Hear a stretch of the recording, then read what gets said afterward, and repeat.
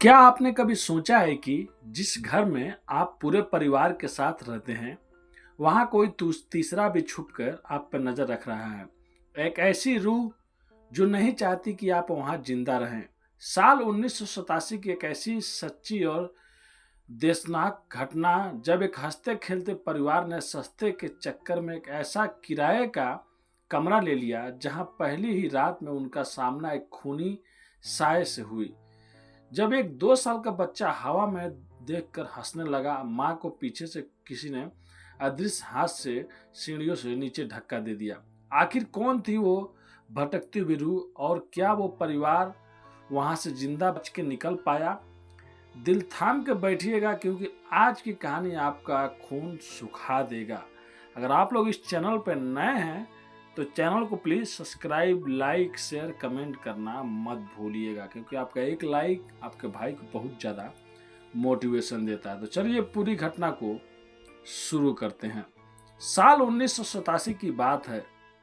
रमेश जी, जो वेस्ट बंगाल के रहने वाले थे, उनका ट्रांसफर हरियाणा की रेवाड़ी से सीधे दिल्ली के गांधीनगर में हो जाता है। रमेश जी रेलवे में एक सरकारी पैड पर थे। उनका परिवार, उनकी पत्नी राधा, 4 साल का बड़ा बेटा आरव और 2 साल का छोटा बेटा कबीर, सब पहली बार दिल्ली आ रहे थे। रमेश जी ने शहर में एक सस्ता घर ढूंढना शुरू किया। काफी भटकने के बाद उन्हें एक पुराना 2 मंजिला मकान मिल गया, जहां ऊपर की मंजिल पर एक बड़ा सा कमरा खाली था। मकान मालिक और उनकी पत्नी दोनों बुजुर्ग थे, पर काफी अजीब थे। उन्होंने शर्त रखी थी कि 2 महीने का एडवांस देना होगा। रमेश जी ने बिना सोचे पैसे दे दिए, क्योंकि उन्हें मोहल्ले के पिछले वाली गली में उनकी सगी बहन बुआ रहती थी। रमेश जी को लगा कि अगर वो ड्यूटी पर बाहर रहे तो बहन परिवार का ध्यान रख लेगी। लेकिन घर शिफ्ट करने से पहले ही रमेश जी की बहन ने उन्हें चिताया था, भैया उस मकान के बारे में मोहल्ले में अच्छी बातें नहीं सुनी जाती, वहां मत जाओ। पर रमेश जी प्रैक्टिकल आदमी थे, उन्होंने इस बात को अनदेखा कर दिया। फरवरी का मौसम था, हल्की ठंड पड़ रही थी। शिफ्ट होने के पहले 2-3 दिन राधा को घर में एक अजीब सा भारीपन लग रहा था, जैसे कि कोई उन्हें लगातार घूर रहा हो। छठे दिन रमेश जी को किसी सरकारी पेपर के काम से दिल्ली से वापस रेवाड़ी जाना पड़ा। उन्होंने राधा को बोला कि आते रात को 11 बज जाएंगे। राधा अकेली डर न जाए, इसलिए वो दिन भर बच्चों को लेकर अपनी ननद के घर चली गई। शाम को 7 बजे को वापस आई, किचन में खाना बनाने बैठी। कॉरिडोर में एक छोटा सा बल्ब जल रहा था। राधा ने दरवाजे पे पर्दा लगा रखा था। अभी राधा ने खाना बनाना शुरू किया था कि अचानक दरवाजे पे पर्दे उसे एक लंबी परछाई, शैडो दिखाई देने लगी। ऐसे लगा कि चलते हुए उनके कमरे के पास से गुजर रहा है। बरामदे से कोई दूसरे कमरे में चला गया, जो हमेशा लॉक रहता था। राधा ने तुरंत पर्दा हटाकर बाहर देखा, पर वहां कोई नहीं था। लॉक वाले कमरे पे भी अभी भी ताला लटक रहा था। रात को जब रमेश जी लौटे तो राधा ने उन्हें सब बात बताया। रमेश जी थके थे। उन्होंने कहा, तुम्हारा वहम होगा, ठंड में दिमाग घूम गया है, और वो सो गए। पर उस रात राधा सो नहीं पाई। पूरी रात राधा कॉरिडोर में किसी के धीरे धीरे चलने की आहट आती रही। अगली सुबह रमेश जी ड्यूटी पर चले गए। राधा नीचे आंगन में कपड़े धोने गई और 4 साल के आरव को बोलती है कि वो अपने 2 साल के छोटे भाई कबीर का ध्यान रखे। थोड़ी देर बाद अचानक ऊपर से आरव के रोने और चिल्लाने की आवाज आती है। वो डरता हुआ सीढ़ियों से नीचे भागता हुआ राधा दौड़कर उसे पकड़ती है। क्या हुआ बेटा? आरव रोते हुए कहता है, मम्मी ऊपर कमरे में भाई के पास होई बैठा है, वो भाई को उठा ले जाएगा। एक ऐसा नाम था जो राधा ने बचपन में आरव को डराने के लिए रखा था। राधा का कलेजा कांप उठा। वो दौड़कर ऊपर कमरे में पहुंचती है। जो नजारा वो देखती है, उसके होश उड़ जाते हैं। 2 साल के कबीर बेड पर बैठा हवा में देखकर अकेले ही ऐसे हंस रहा था, जैसे कि वो इन्विजिबल इंसान उसे गुड़ा गुड़ा रहा हो। राधा ने तुरंत दोनों बच्चों को उठाया और नीचे भागी। मकान मालकिन से पूछने पर वो बात को टाल गई। बच्चे ने कोई भी बिल्ली देख ली होगी। राधा अब उस घर में डरने लगी थी। अगले दिन दोपहर को 4 बजे थे, जब दोनों बच्चे सो रहे थे। राधा भी उसके पास लेट गई। थोड़ी देर में उसे महसूस हुआ कि किसी ने उनके ऊपर से ओढ़ी हुई चादर को धीरे से खींचा।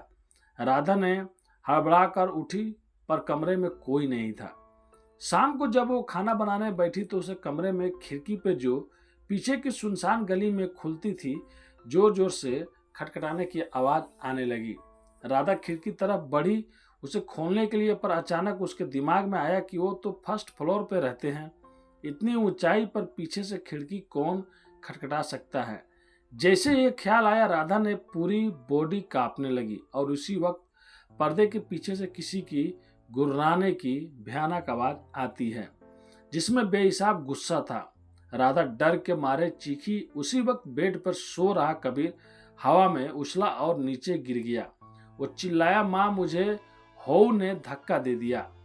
राधा बच्चों को लेकर जैसे ही सीढ़ियों की तरफ भागती है, उसे महसूस होता है कि किसी ने पीछे से उसकी पीठ पे जोर से धक्का मारा। राधा बच्चे समेत सीढ़ियों से नीचे जा गिरी। कबीर का सिर फट गया और खून बहने लगा। रमेश जी जब लौटे तो उन्होंने राधा पर गुस्सा किया कि तुमने बच्चे नहीं संभालते, पर राधा ने रोकर कहा, मैं इस मनहूस घर में अब एक पल भी नहीं रुकूंगी। रमेश जी का आमना सामना अगली शाम राधा बच्चों को लेकर ननद के घर चली गई। रमेश जी अकेले कमरे में बैठकर अपने गांव चिट्ठी लिख रहे थे। वो खिड़की के पास वाले टेबल पर बैठे थे।